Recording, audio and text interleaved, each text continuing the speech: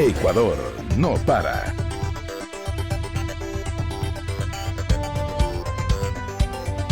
¿Qué tal, amigas, amigos? Bienvenidos una vez más a Ecuador no para. Este 16 de abril se cumplió un año del terremoto que azotó a la costa ecuatoriana, principalmente a la provincia de Manabí y parte de Esmeraldas. El terremoto tuvo una fuerza cercana a los 8 grados en la escala de Richter y costó la vida de 671 personas. Produjo pérdidas de más del 3% del PIB del país y hasta el momento registra más de 3.300 réplicas. En esta ocasión analizaremos la situación de las zonas afectadas por el sismo tras un año de trabajo desde el Estado para que la ciudadanía se levante de esta tragedia. Para iniciar, nuestro compañero de la agencia Andes, Víctor Vergara, nos preparó un reportaje que recuerda lo sucedido el 16 de abril del año 2016. Adelante.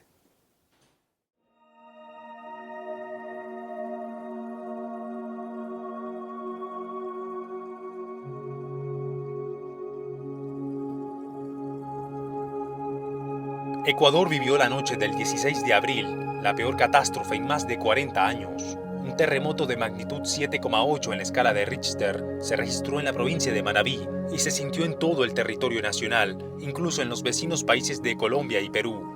El potente sismo tuvo la misma o mayor magnitud que algunos de los desastres naturales más grandes de los últimos años en el mundo, que han costado miles de vidas humanas y miles de millones de dólares en pérdidas económicas. Este es el caso del terremoto de Haití de 2010, que tuvo una magnitud de 7,0 en escala de Richter, el de Japón de 2011, que tuvo una magnitud de 9,0, o el de Chile de 2014, con una magnitud de 8,2 grados. Producto del sismo en Ecuador, cientos de personas fallecieron. Oiga, fue una noche pero tan horrible, ya digo, de saber cuando me llamaron a mí, porque yo no estaba en ese rato, no estaba aquí en la casa, a mí me llamaron, yo estaba en la finca y vine aquí y que encontré puros escombros nomás allí, mi casa botada, toda desbaratada.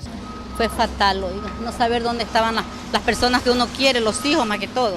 En ese momento, una vez no está todo unido en la familia. Estaban uno de mis hijos por aquí, otros por allá, eso era un caos, todo temblaba. Bueno, hay que reconocer la gran ayuda que hemos recibido de las hermanas provincias de nuestro querido Ecuador. Definitivamente fue un golpe muy fuerte el que nos tocó, el que nos dio la madre naturaleza.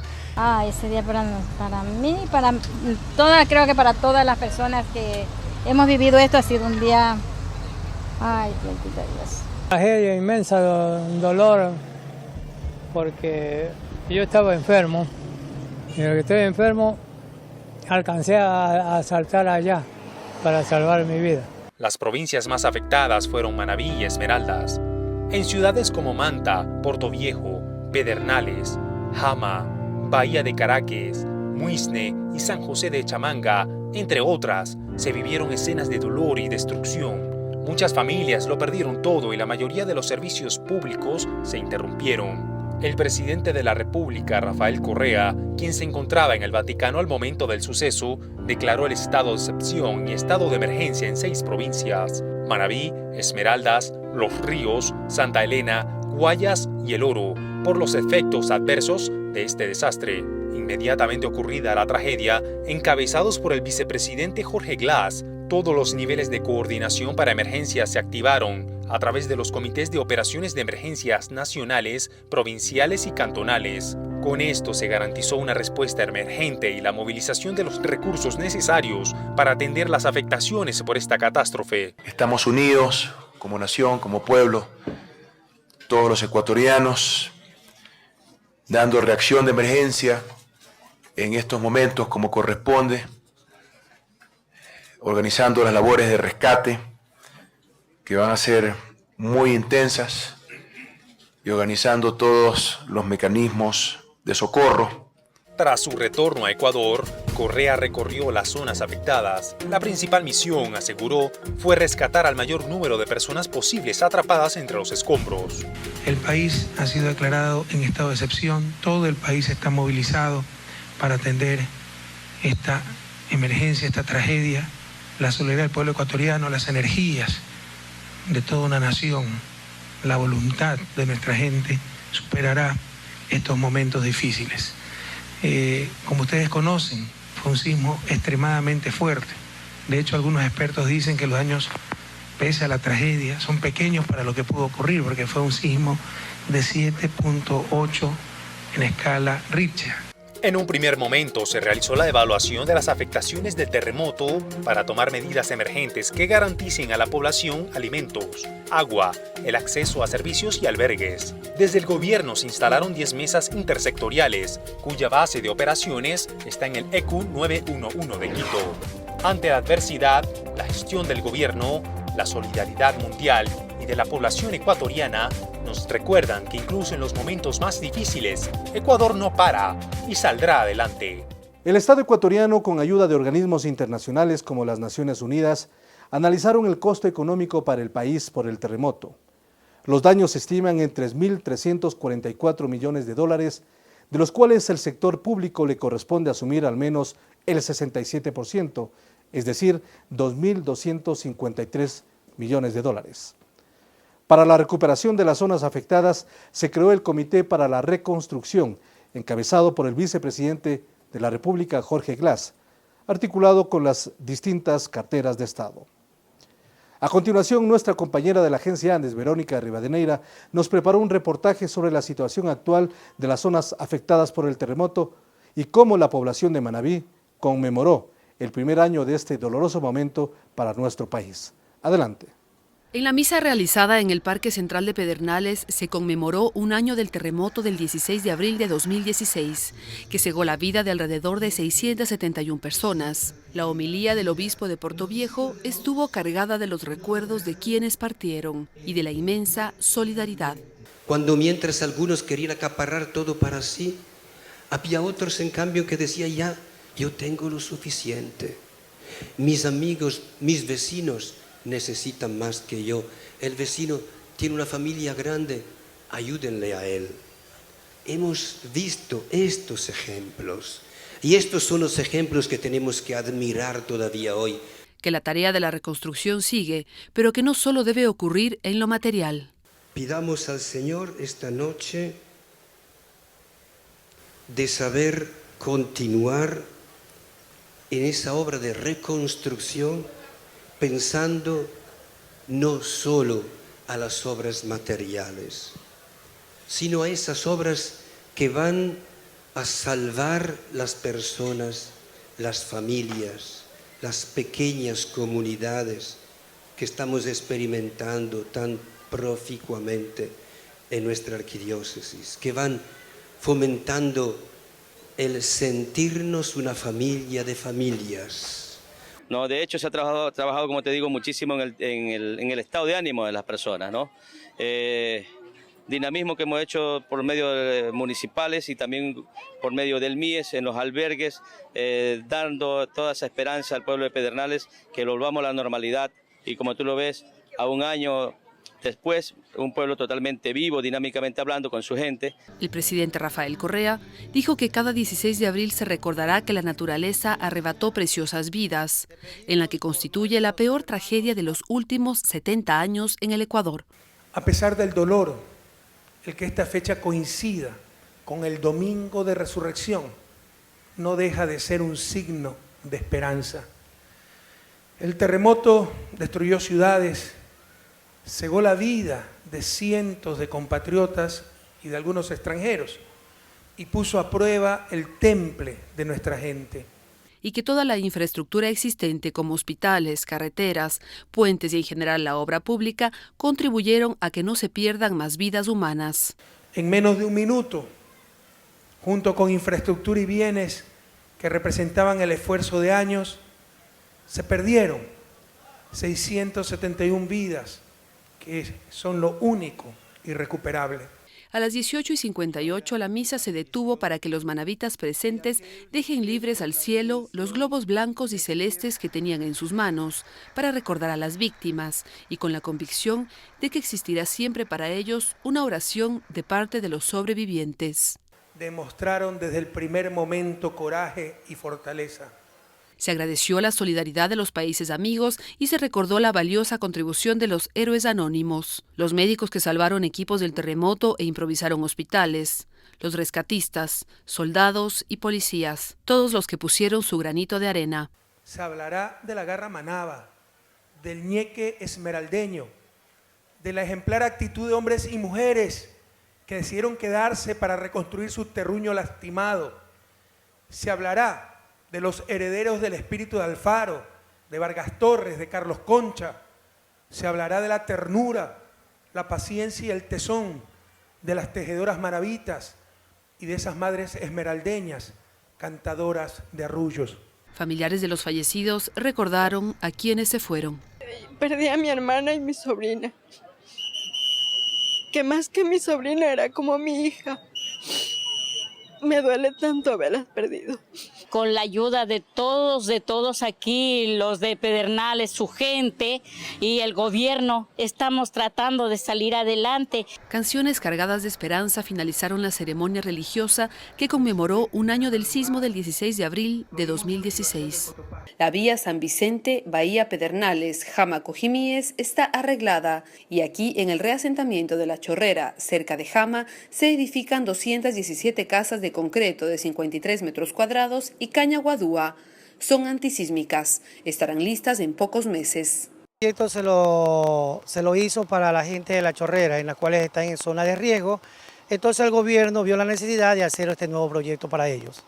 En Canoa hay más reasentamientos. Este tiene 108 viviendas que contarán con todos los servicios básicos, luz, agua y alcantarillado. La obra ha tenido impacto en la generación de más de 60 empleos en este caso. ¿Para qué le voy a decir? Ha sido buena, beneficiosa en el ámbito laboral para todas las personas aquí de Canoa, para darle trabajo a todas las personas que necesitan aquí y para que lleven comodidad de sus casas todos los días. Hay viviendas construidas en terreno propio, como estas que cuentan con 2 dormitorios, un baño, cocina, sala y comedor. Para mí fue bueno, ya. Por lo que pasó el terremoto, totalmente perdí casa. Pero bueno, gracias a Dios, después como en los 6 meses, 7 meses, ya tuve mi casa. En Pedernales, una de las más afectadas por el sismo de 7.8 grados del 16 de abril del 2016, hay construcciones y mucha actividad en los restaurantes frente al malecón. Hoteles como el Royal se derrumbaron con el terremoto, pero aquí no se habla más del pasado, se mira al futuro con optimismo. Es una fuente de trabajo que ya se tenía, pues el Hotel Royal Hotel, que se cayó, pues tuvo 10 años, ya. Estábamos en el mercado 10 años y pues nos gustó, me gustó este trabajo, estas actividades y pues tengo fe en Pedernales y en esto del turismo. La reconstrucción trajo consigo la activación de negocios como las ferreterías que crecieron de 7 antes del terremoto y ahora son alrededor de 30. Eso genera mucha competencia. José Valdés cuenta que así lucía el restaurante Costeñito 1, pero se derrumbó por completo como las fuentes de empleo. 4 meses estuvo sin trabajo, pero volvió a empezar en este lugar, que ahora está así. Y en base a eso, la gente que se fue mucho, casi en su totalidad, ese fue el eslogan, el lema que no los vamos, los quedamos y Pedernales se levanta y así fue. Y estamos levantándolos muy bien, muy excelente. La gente de acá, como todo Manavita, se llenó de mucho coraje, de mucha fuerza y dijimos, no, aquí vamos para adelante y en eso estamos muy bien por ahora. En Pedernales, 2.500 estructuras se afectaron y muchos llevan aún por dentro la sensación de miedo. No duermen en sus casas y pasan la noche en sus locales como Jacqueline, quien levantó su negocio frente al mar, en donde vende comidas y batidos de fruta. Hay que levantarnos con esa fe de que sí nos va a ir bien en la vida. Hay que luchar, hay que agachar el hombro si es que no tenemos otra ayuda por nosotros mismos. Nos hemos levantado, gracias a las amistades, después del terremoto, la gente de gobierno, policías militares, el ministro, nos visitaban y dejaban su granito de arena en esa forma de consumirnos, hacer que no nos quedemos hacia abajo, que nos levantemos. Este es uno de los hoteles que no sufrió daños por el sismo. Su propietario indica que hace falta apoyo en créditos para los hoteleros, que aún no pudieron reconstruir esas estructuras. Sentimientos encontrados, ¿no? De que ante lo que Dios decide, ante lo que Dios da, lo que Dios nos quita, el ser humano no puede hacer absolutamente nada y que hay que vivir la vida con pasión, que hay que vivir el día a día, que debemos hacer las cosas de la mejor manera y debemos ser solidarios, ¿no? El terremoto, dicen los pobladores, dejó lecciones de mayor cuidado en las construcciones y conciencia de que viven en una zona de alto riesgo sísmico. En este monumento en la playa de Pedernales están grabados los nombres de las víctimas que permanecerán indelebles en la memoria de sus seres queridos. Ya volvemos con Ecuador no para.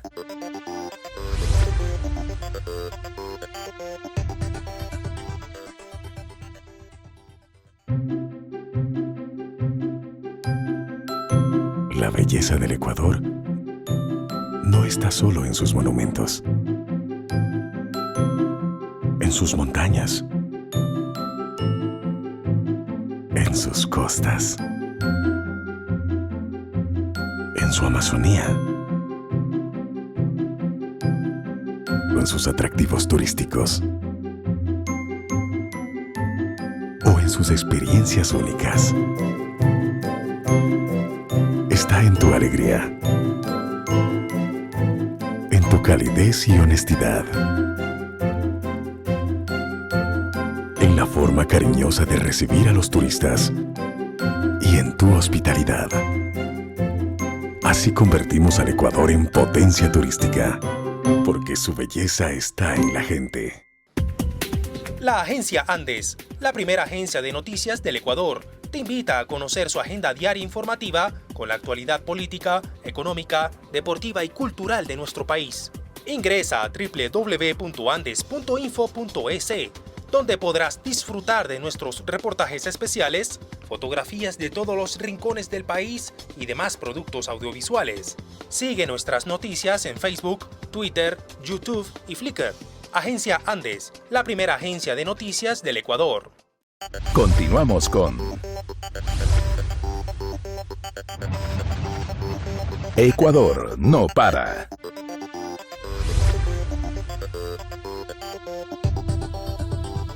El terremoto afectó la infraestructura de más de 2.200 unidades educativas.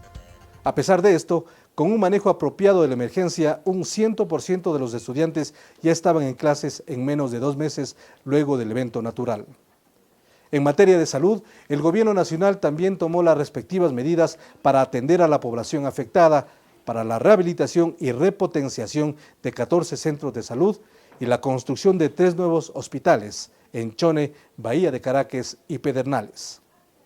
A continuación dialogaremos con la ministra coordinadora de Desarrollo Social, Gabriela Rosero, quien nos detalló cómo se trabajó en este sentido y los resultados obtenidos durante la atención otorgada a la ciudadanía. Adelante.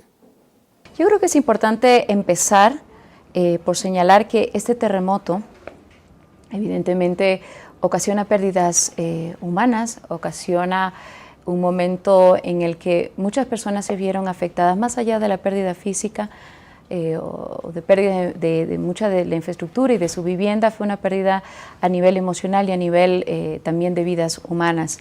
Es importante en ese contexto señalar que la intención como gobierno en su accionar las primeras horas estuvo orientada a salvar las mayores vidas posibles. Por eso esta primera etapa de emergencia marcó una primera semana en que a nivel del Ejecutivo y de gobiernos locales estuvimos en el lugar, estuvimos con los rescatistas, estuvimos organizándonos de la mejor forma posible con el objetivo de salvar las vidas que las personas que habían quedado atrapadas debajo de los edificios, de las casas. Esta primera decisión, incomprendida por algunos sectores, incluso por algunos medios de comunicación, que mencionaban que, bueno, faltaba todo, faltaba agua, faltaba vituallas, faltaba carpas, etcétera, cuando el gobierno se concentró justamente en determinar el número de víctimas y salvar, sobre todo, a muchas personas que pudo hacerlo. Bueno, ese era el objetivo, esa era la prioridad la primera semana, el poder trabajar de la mano con los rescatistas y estar ahí presentes para que podamos salvar el mayor número posible de vidas. Ahora, evidentemente, después de eso, la tarea empezó en el ordenamiento y instalación de los albergues. Esa creo fue el segundo objetivo claro, porque efectivamente teníamos muchas personas que habían perdido sus hogares, sus lugares físicos de vida, y había que organizarse para que puedan tener todo lo necesario. La instalación de alrededor de 27 albergues implicó implementar un modelo de gestión que, Marco Antonio, es importante que conozca la ciudadanía. Es la primera vez que implementamos este modelo de gestión, que ya queda como una lección aprendida, un aprendizaje importante, porque eso significó que en ese lugar, en ese espacio, trabajamos conjuntamente como ejecutivo, los ministerios del sector social, pero también estuvo presente Fuerzas Armadas y la Policía Nacional. ¿En qué consistió ese operativo y sobre todo el concepto mismo de albergue? ¿Qué nomás tenía para la población? Estamos hablando de casi 12.500 personas que fueron alojadas en 27, 28 albergues ahí en la provincia de Manabí. Bueno, en primer lugar, es la gestión a nivel de seguridad, de que sea un espacio seguro para las personas que están ahí. En eso nos apoyamos con el Grupo Especial de las Fuerzas Armadas, de los Cuerpos de Paz, con la Policía Nacional, pero en un segundo momento necesitábamos también la operativización de todo lo que es alimentación, salud, que tenga el personal médico, el personal del Ministerio de Inclusión Económica y Social, porque había que hacer el registro ahí, in situ, del número de familias, había que atender problemas también de las familias, y que con el tiempo también significó atender situaciones para evitar violencia, para evitar proteger de la mejor forma posible a los niños y niñas en los albergues. También significó atender otros objetivos importantes como fue la alimentación, evitar desnutrición, evitar muertes maternas, evitar muertes por mujeres que estaban dando a luz. Significó para el sector social un desafío en la implementación coordinada de estas acciones, porque además también fue el derivar a las personas, si necesitaban requerimientos de salud o atención ya especializada de salud, orientarlas al centro de salud más cercano o al hospital más cercano. Se debe señalar que nosotros llegamos a atender en los albergues alrededor de 9.630 personas albergadas. A hoy tenemos solamente 3.612 personas. A hoy, de esos 27 albergues, tenemos ya solamente 15 albergues. Pero también hubo un ejercicio adicional y estuvo relacionado con el hecho de que algunas personas no querían ir a los albergues. ¿Cómo respondió la población que tiene que inscribirse mediante cualquier recurso para ser parte del registro único de damnificados? Porque hay gente que de todas maneras no pudo hacerlo. Yo creo que esa fue una experiencia y un aprendizaje tanto para nosotros como ministerios como para la ciudadanía. Evidentemente las primeras semanas hasta organizarnos de ambos lados, todavía había ese miedo, todavía había esa angustia de no poder llegar a tener una opción de bono, una colaboración por parte o apoyo por parte del gobierno, pero creo que conforme se fue organizando, la ciudadanía sabía que podía acercarse tanto a las oficinas del Ministerio de Inclusión Económica y Social como del Ministerio de Desarrollo Urbano y Vivienda para hacer esa inscripción. Después creo que además con el hecho de que la página donde se encontraban las inscripciones fue transparente, fue abierta al público, las personas podían acceder y podían... acceso, es decir, no tenía mayores complicaciones. Exacto, y podía mirar ahí a través del número de cédula y saber que estaban inscritos en algún tipo de bono, y además que después ya se fue pagando los bonos. En el caso del Midubi, saber que tenían ya aprobado su bono de vivienda.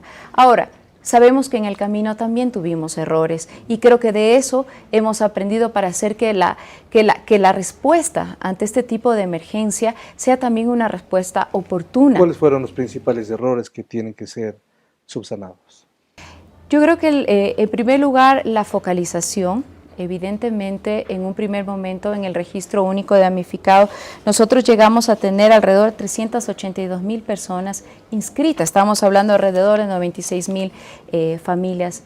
No todas estas familias fueron familias que debían recibir un bono. ¿Y lo hacían por falta de información o porque simplemente...? Muchas de ellas se inscribieron porque quisieron ver la posibilidad, o sea, tal vez, y el gobierno me va a ayudar, y no necesariamente tenían una afectación. Por eso lo importante de este registro único, de caracterizar bien a las familias económica y socialmente, para poder diferenciar qué tipo de bono, porque acordémonos también que más allá del sector social y de la respuesta como sector social, también hubo una respuesta desde el sector productivo, desde los créditos. Entonces, tal vez muchos de ellos podían más bien estar en este programa y no necesariamente en lo social. Y creo que también un tema de seguimiento a esa respuesta era necesario. ¿Qué quiero decir con esto?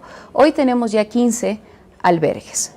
Muchos de ellos ya se fueron reduciendo, las familias fueron regresando a su vida normal porque efectivamente se entregaron los bonos de alquiler y arrendamiento.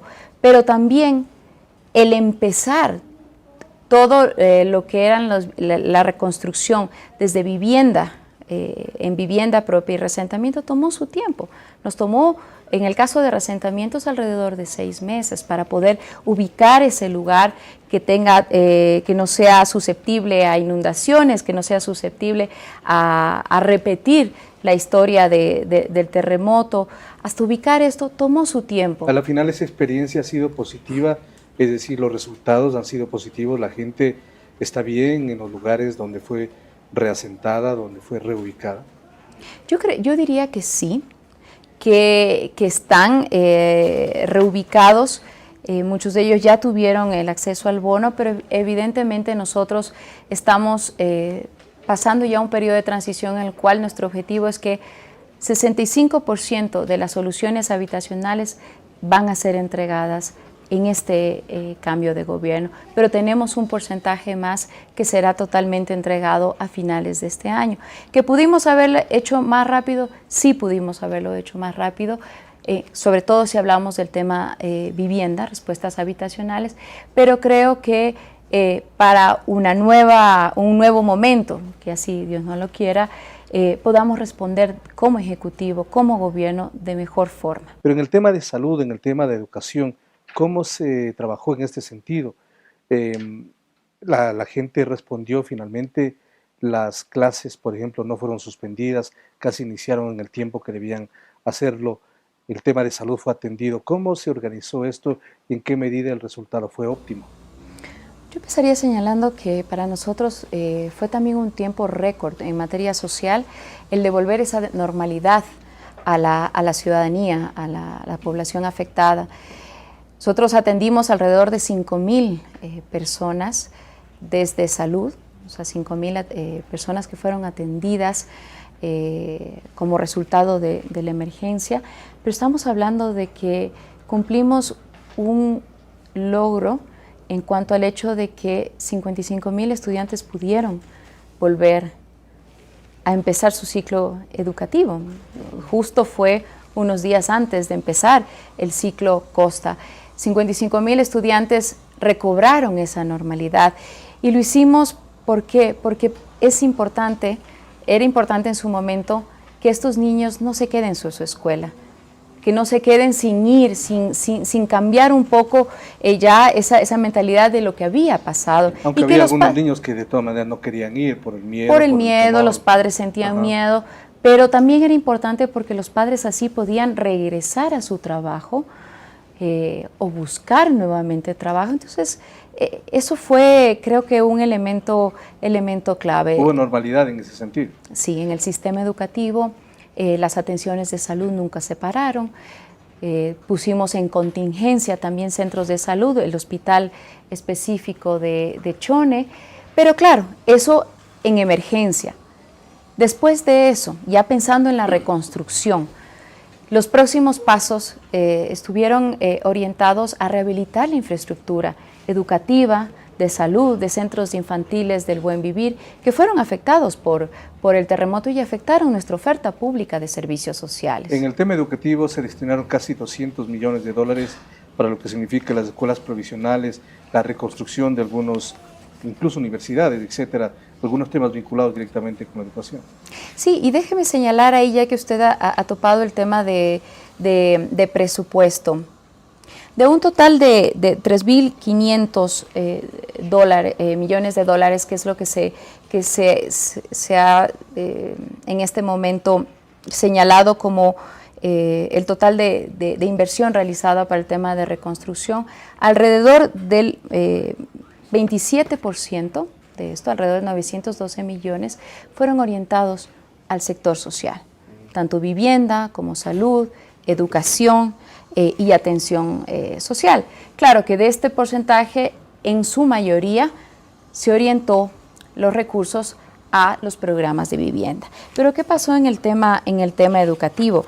Para nosotros era claro que había que devolver esa solución educacional de forma rápida, y por eso es que el haber entregado ya 26 unidades educativas provisionales, que fueron unidades prefabricadas, mucho más rápidas de construir, alrededor de un mes tomaron levantar estas unidades, permitieron que ese objetivo de devolver la normalidad a la educación se cumpliera. No son unidades del milenio, pero tienen muchos componentes para brindar una atención y educación normal y de calidad. Claro, adecuada. Yo he estado presente en muchas de estas, en las inauguraciones y entregas que hemos hecho de las unidades educativas, son sobre todo en Manabí y Esmeraldas, que ahora que azota también el tema invernal, son seguras, son frescas para los estudiantes, en un ambiente fresco, y tiene los ambientes, las divisiones necesarias para que tengan su laboratorio, su centro de computación, sus clases, sus áreas verdes. Y eso era importante, ¿no?, dentro de este devolver esa normalidad. El concepto era provisional, que podría convertirse en permanente. Claro, porque en principio tiene una vida útil de más de 20 años. Sí, efectivamente, ya después la construcción de una unidad educativa del milenio será posible, pero en principio pueden durar más de 20 años estas unidades, y como le diga, son excelentes, tienen todo lo necesario para que los niños atiendan perfectamente en clases. Pero también significó reparaciones menores, de alrededor de 102 reparaciones menores, y alrededor de 69 unidades educativas del milenio siglo XXI pluridocentes pudieron ser entregadas también como parte de esta reconstrucción en el tema educativo. Tenemos todavía por ejecutar algunas otras que van a depender de la llegada de algunos créditos y algunas donaciones, pero que permiten y permitirán que esa educación siga en su normalidad, de que el acceso de los chicos y chicas al sistema educativo no se haya visto mermado en ningún momento. Es importante conocer, estamos viviendo una etapa de transición. El presidente electo Lenín Moreno asume la presidencia el próximo 24 de mayo. Hay un comité de reconstrucción que está liderado por el vicepresidente Jorge Glass y cuyo secretario es el señor Bernal. ¿Usted conoce algo respecto a la continuidad del comité de reconstrucción, a las medidas que se pueden tomar? Porque este es un tema que no termina o no se agota ahora, sino que tiene todavía mucho camino por recorrer y mucha atención que entregar. Así es, justamente el día sábado pasado tuvimos una reunión con el presidente electo, con el vicepresidente, que ha sido quien ha estado y nos ha liderado hasta hoy como equipo, y ha sido ratificado la Secretaría Técnica de Reconstrucción, ha sido ratificado el mecanismo, que además fue un mecanismo que permitió, en el caso del Ecuador, poder implementar de la mejor manera las diferentes visiones que hay con respecto a la reconstrucción. La parte de emergencia, la mirada social de la reconstrucción, la mirada física en cuanto a la recuperación de infraestructura, pero también los temas productivos. Usted señala que el trabajo aún continúa, claramente continúa desde una perspectiva de reactivación productiva, y yo creo que ahí nuestro trabajo como parte del equipo saliente, comprometido con una transición responsable, es precisamente informar sobre lo trabajado hasta hoy y sobre lo que queda pendiente para los próximos meses. Mucho de eso, sobre todo en el tema de infraestructura educativa, de salud y de vivienda, queda encaminado. Queda ya tomadas las decisiones sobre qué reasentamientos, hasta cuándo va a ir el cierre de albergues. Es decir, la hoja de ruta se mantiene. De salud, específicamente alrededor de 168 millones de dólares.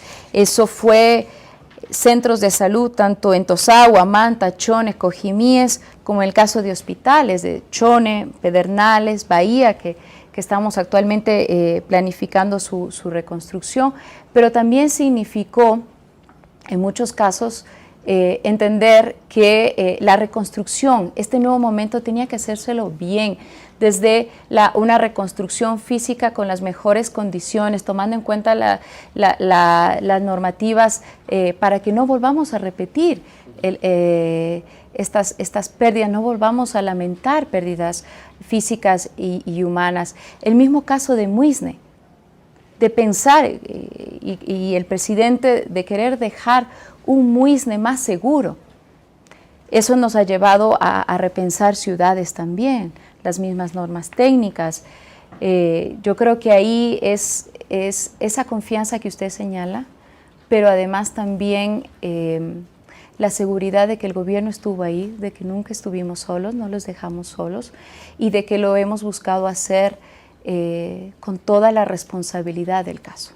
Muy bien, vamos a hacer una pausa más. Estamos conversando con la ministra de Desarrollo Social, Gabriela Rosero. Aquí con ustedes enseguida. Ya volvemos con Ecuador no para.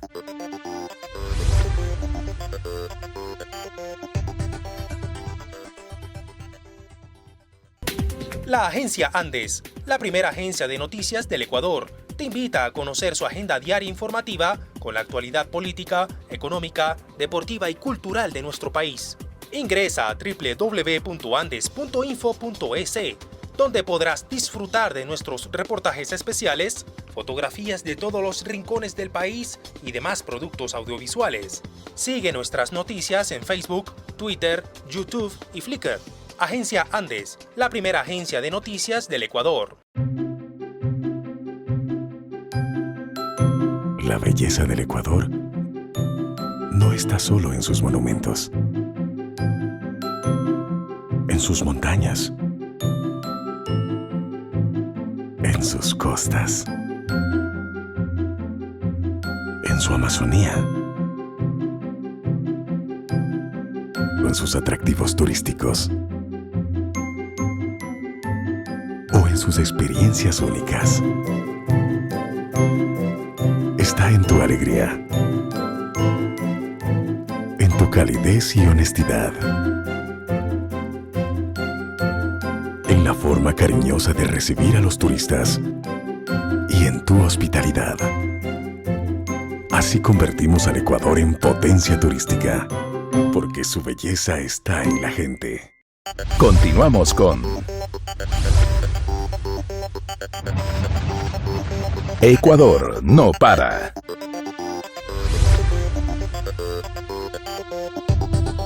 Continuamos con la información, realizando esta evaluación al despliegue de atención y ayuda ofrecida por parte del Estado a los ciudadanos afectados por el terremoto del 16 de abril del año anterior. Un trabajo que fue reconocido y felicitado por organizaciones y expertos internacionales por la pronta respuesta del gobierno ante la emergencia. La ministra coordinadora de Desarrollo Social, Gabriela Rosero, nos indicó lo mejor preparado que se encuentra ahora el Estado para afrontar este tipo de emergencias. Provisión de créditos para viviendas y comercios, así como los detalles de las respectivas fases de la reconstrucción. Adelante. Yo creo que con esta experiencia, que significó una oportunidad, pudimos implementar todos estos diseños, tanto institucionales como metodológicos, que en su momento se crearon para fortalecer la misma Secretaría de Gestión de Riesgo. Los modelos de gestión de albergues, hemos hablado ahora de esto, pero también tenemos otro tipo de modelos de gestión que se han implementado y se implementarán en caso de desastre.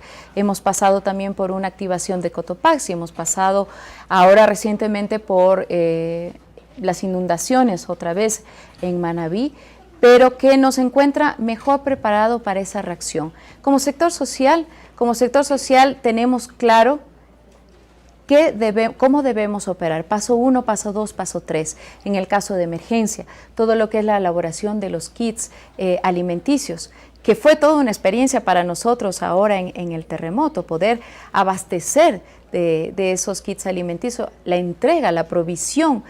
Entonces, también la respuesta desde la salud, desde todo lo que son para nosotros nuestra gente en territorio, nuestras visitadoras comunitarias, familiares. Entonces, creo que nos encuentra mejor preparados hoy. Evidentemente tuvimos en su momento el reconocimiento de algunos organismos internacionales y de países amigos. Por parte de la OPS, de la Organización Mundial de la Salud, nos reconocieron el hecho de que nosotros no tuvimos ninguna epidemia, por ejemplo, el resultado de todo lo que fue el tratamiento de los cadáveres, todo lo que fue ya después las vacunaciones, las atenciones de salud para evitar brotes fuertes en la población.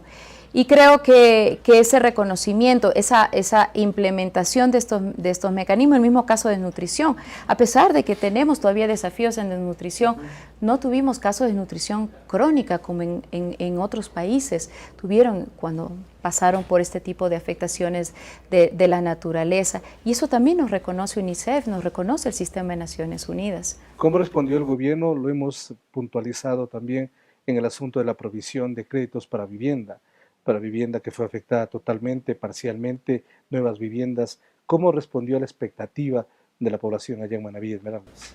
A hoy nosotros tenemos ya 45,000 soluciones habitacionales. Esto ha sido para nosotros y ha significado para nosotros orientar recursos tanto de la ley como de donación, de las donaciones que recibimos, de alrededor de 509 millones. Aquí se ha orientado el mayor presupuesto del sector social porque el objetivo era y es todavía devolver ese hogar, ese espacio a las familias afectadas. Hasta hoy señalaríamos que tenemos ya finalizadas alrededor de 22,000 soluciones habitacionales, 11,500 en ejecución y todavía para ejecutar hasta fin de año 11,200 más. Aquí están incluidos aquellos bonos que entregamos tanto para terreno propio como para reparación y reasentamiento. Es decir, a fin de año se terminaría de entregar todas las viviendas. Eso es nuestro objetivo, porque efectivamente ahorita el poder cerrar estos últimos 15 albergues está de la mano de que podamos cumplir con nuestros objetivos de reasentamiento en terrenos urbanizados por el Estado y adicionalmente hasta diciembre otros reasentamientos que no vamos a poder tener hasta mayo. Básicamente estos reasentamientos están localizados en lo que es Pedernales, Muisne, como habíamos hablado también con esta visión de un nuevo Muisne, un plan Masa Muisne,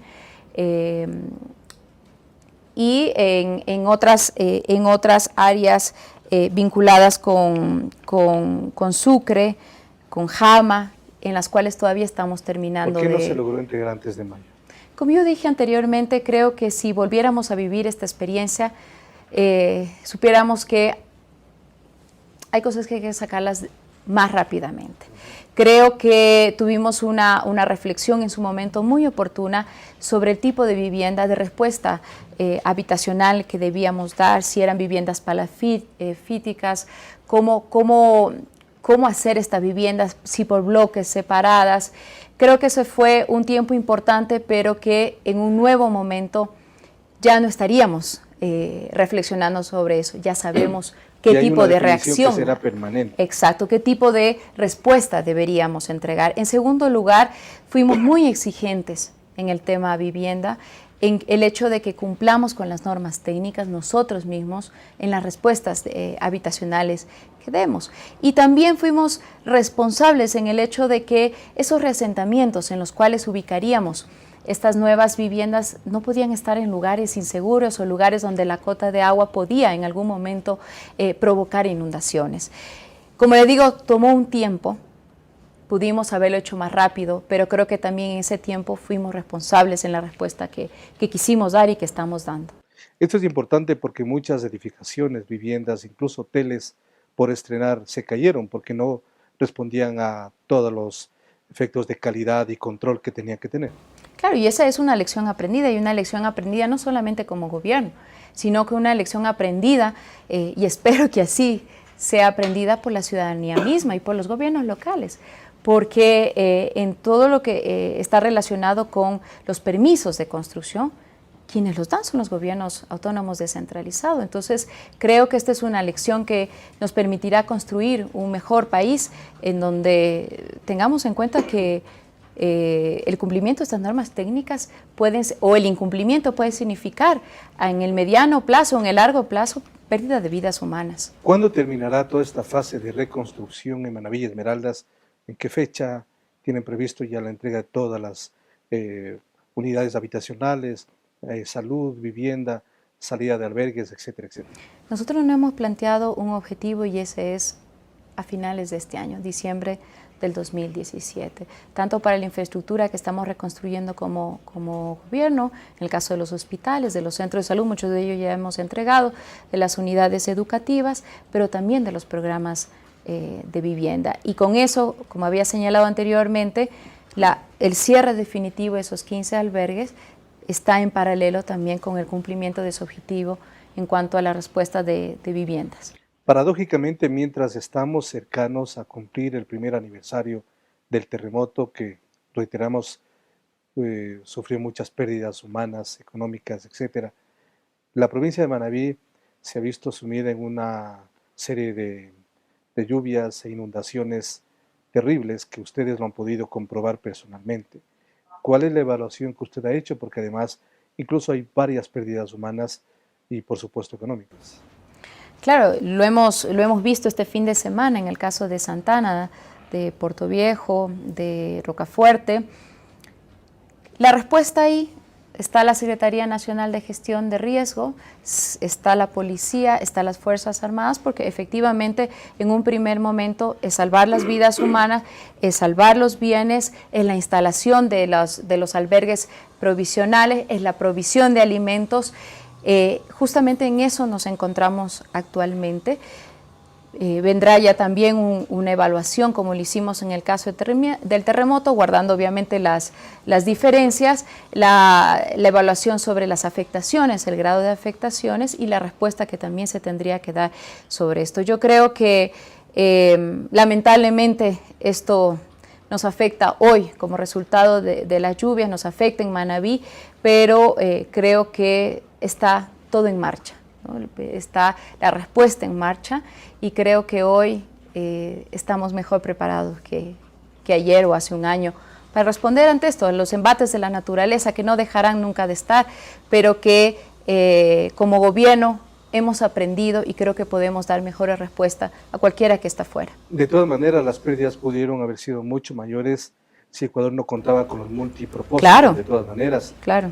Y además las provincias de Manabí y Esmeraldas todavía continúan en estado de emergencia, es decir, que los recursos todavía pueden llegar fácilmente y de manera rápida. Claro, efectivamente estamos todavía en un estado de excepción que permite la orientación o reorientación de recursos, en este caso para Manabí. En segundo lugar, ya la experiencia misma de reacción a través de los COE, de los comités locales de emergencia, nos ha permitido que el mismo sábado, ya para el caso de Santana, el COE estaba instalado y ya sabemos cómo actuar, desde el gobierno nacional como el gobierno local. Entonces, toda esta respuesta institucional también está ahí. Y en tercer lugar, lo que usted señala con respecto a los multipropósitos. Efectivamente, Chone no ha tenido una afectación, porque ahí mismo está una de las grandes apuestas que ha permitido además contener el agua ahí.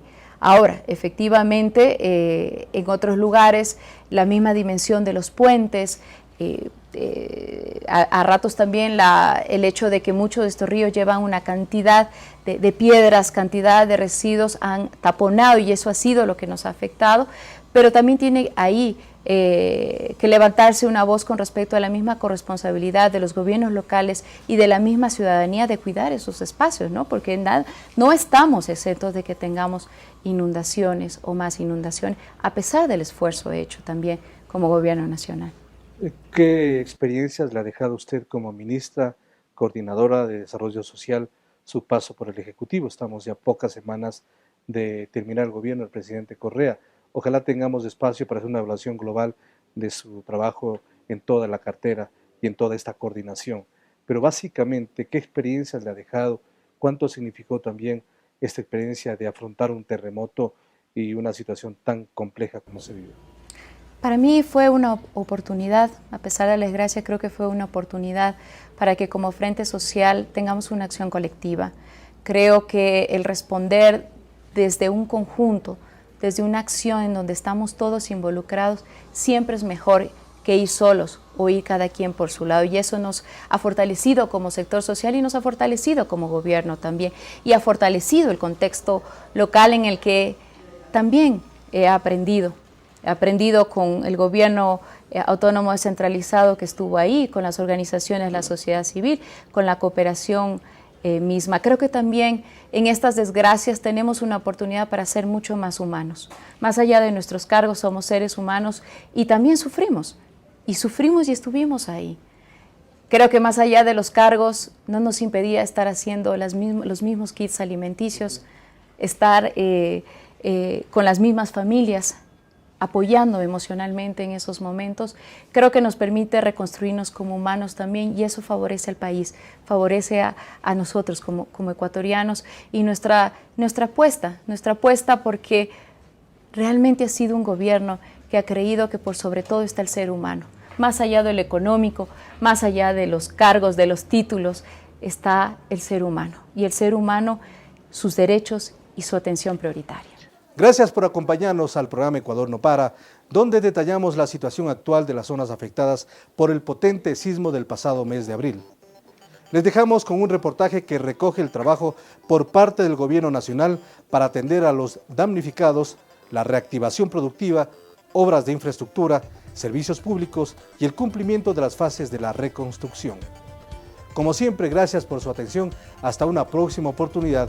Felicidades. 16 de abril 2016. La naturaleza sorprendió a todos. Un terremoto de casi 8 grados en la escala de Richter sacudió Manabí y Esmeraldas. Fue una de las peores catástrofes de nuestra historia. Manabí y Esmeraldas tuvieron que enterrar a 671 de sus hijos y sentir cerca de 3.500 movimientos de tierra. La acción inmediata y coordinada de todos salvó la vida de 103 hermanos. 12 meses después, todo está a la vista. Con solo recorrer las ciudades y poblados, vemos modernas carreteras, escuelas, centros de salud, viviendas. Se han invertido y están en ejecución 2.410 millones de dólares en la emergencia y reconstrucción de Manabí y Esmeraldas. A esta inversión se suma la que se realiza ahora para mitigar los efectos dejados por las lluvias, cuyas precipitaciones son mayores a las presentadas en el fenómeno de El Niño de 1998, y que de no mediar los grandes proyectos multipropósito construidos por el gobierno de la Revolución Ciudadana, el resultado sería catastrófico. En la reconstrucción se invirtieron 508 millones de dólares en viviendas. 7.706 casas construidas en terreno propio fueron entregadas, al igual que 1.240 casas construidas en terrenos urbanizados por el Estado. Otras 13.288 fueron reparadas. El trabajo continúa.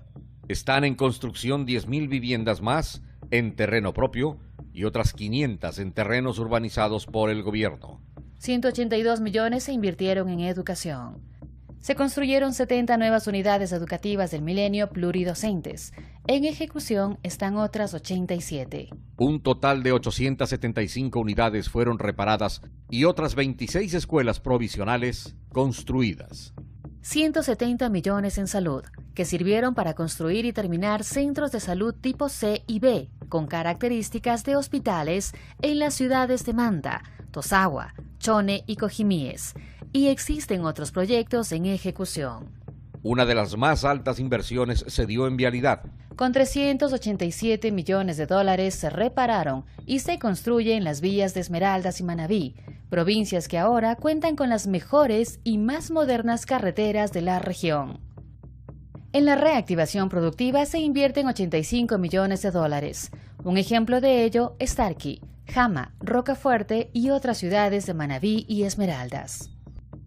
La inversión también se dirigió a la rehabilitación de los sistemas y de reserva de agua potable, de los cantones, de las provincias, así como de la reparación de subestaciones, líneas de transmisión, redes primarias, redes secundarias, transformadores, postes, conductores y luminarias. Logramos salir adelante con solidaridad, unidad y trabajo.